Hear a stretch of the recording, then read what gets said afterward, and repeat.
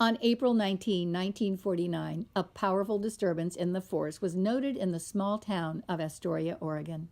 That disturbance was the birth of Robert Harold Jacob, and the historic town of Astoria would never be the same again.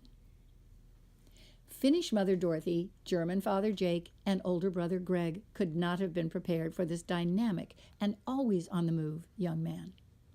Jake treasured his 1950s small-town childhood with parental freedom to explore Astoria's underground with his pals, ride the ferry, and create innocent mayhem in the neighborhood.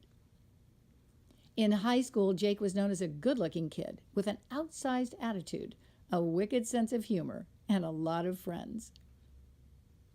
In his senior year, Jake set his sights on a career as an architect.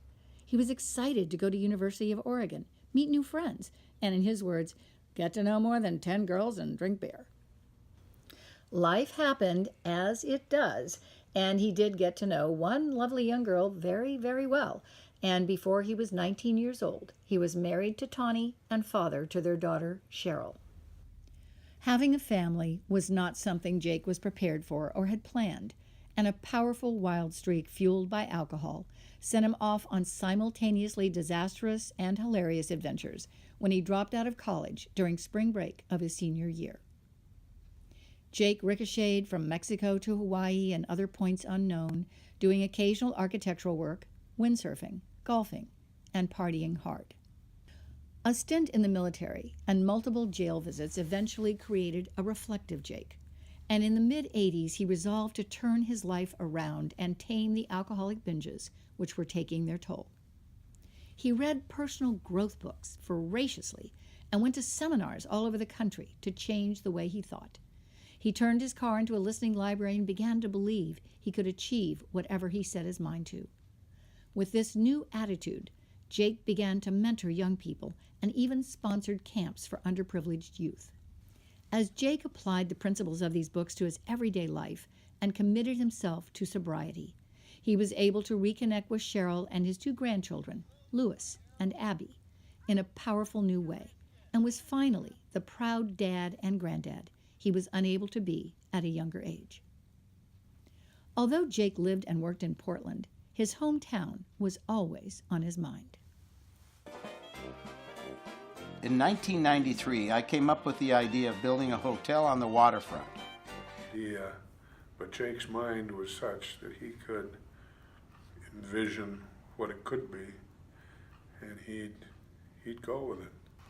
He goes, just do it, we'll just make it happen. I mean, that was Jake's attitude about everything.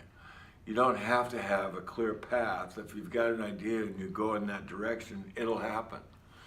Jake was undeterred by the fact that he had no money, not enough credit, and no hotel experience. Everyone thought I was nuts to consider it. I had to buy a broken down dock, didn't even own the sand beneath the water. Then I had to destroy this dock, haul it away, and build a new one. Although Jake believed in his dream, it was difficult to convince anyone else about why it would be a good idea to build a small luxury boutique hotel in an industrial area in a town nobody visited.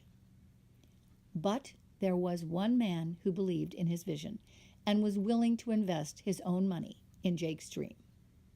Jake and I first met in college, and over the years we became great friends, and it was really because of our shared interests: windsurfing, golfing, real estate, and other adventures. When Jake described his idea for a hotel on the Astoria waterfront, his enthusiasm, his passion, his energy to think so big inspired me, and I took the leap with him. What a journey, 13 years of planning and jumping through hoops with multiple rejections from banks, but he persevered, and I'm so proud of him.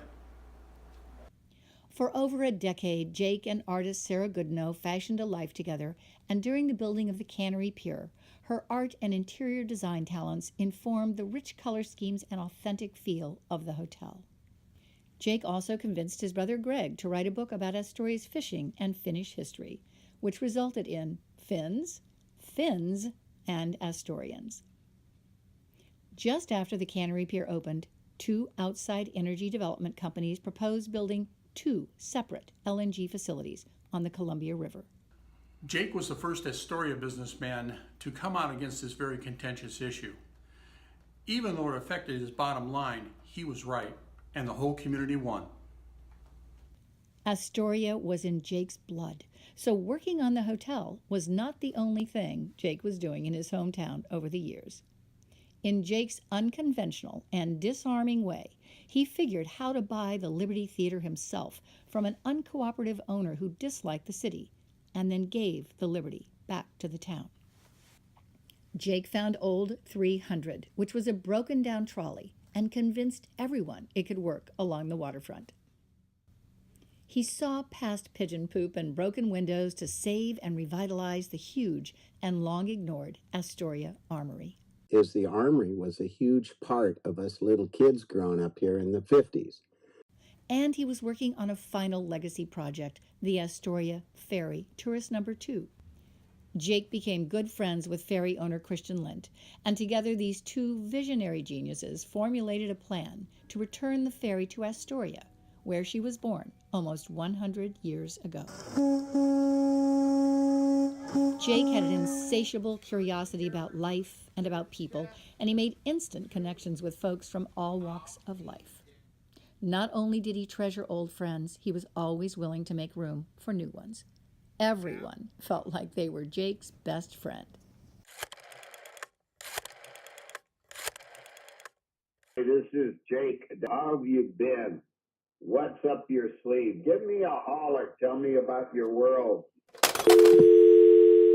There were no goodbyes, there were no hellos. It was simply with hi, Romy, and we'd talk for a little while, and the next thing you know, it was just over. He'd hang up, and that was the end of it. Although increasingly in pain from back and neck injuries from his wild youth, Jake still used his energy, humor, and creativity in unique ways. Jake owned the old Lamplighter Motel for more than 20 years. He wanted to do something different, so he decided that he would create this into the Atomic Motel. And it's fun.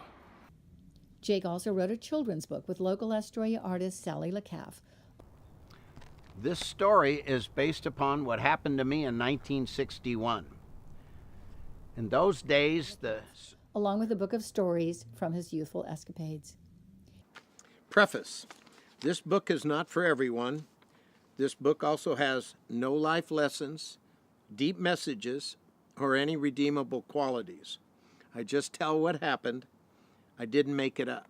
It's all true. He played music and was writing songs with local musicians.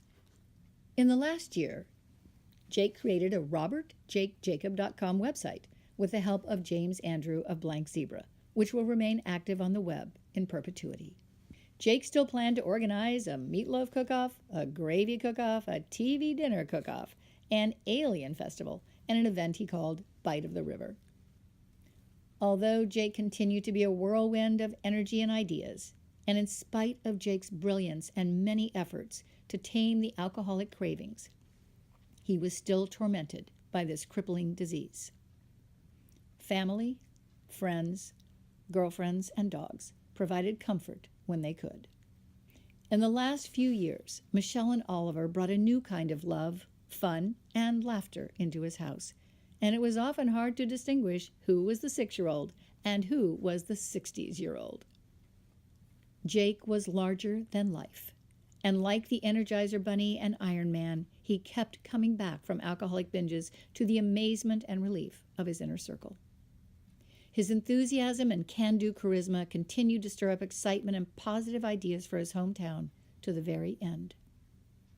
Today, a plaque created by Astoria artist Jamie Boyd hangs at the entrance to the Cannery Pier Hotel and Spa, honoring Robert Jake Jacob as the builder of the hotel and as an Astoria creative visionary, an award he received from Astoria Mayor Willis Van Dusen. Jake was a genius who wasn't afraid to try new things, and he showed a lot of people in Astoria how to take that leap. He always said, do something, even if it's wrong. Clearly, he did a lot of things that were right. When I was finished, a retired Columbia River fisherman came up to me and said, "Thank you for keeping alive the story of Astoria and its amazing fishing history." That made me feel proud.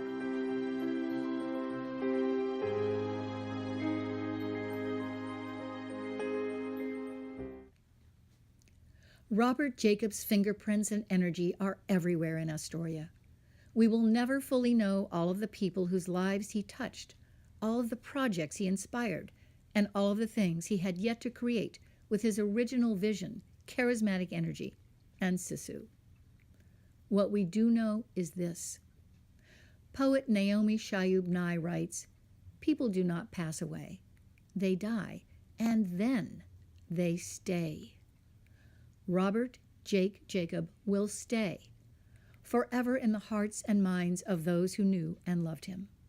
This rare human being, this multitude of personalities and energies known as Bob, Bobby, or Jake, created a rich legacy which will live on in the small town of Astoria, Oregon, where he challenged windmills and vanquished naysayers through the sheer force of his personalities and enthusiasm. Robert Jacob now occupies an important place in the history of Astoria, a history forged by other pioneers and dreamers throughout the decades. Well done, Pioneer Jacob. You are in good company now. Carry on, beautiful dreamer.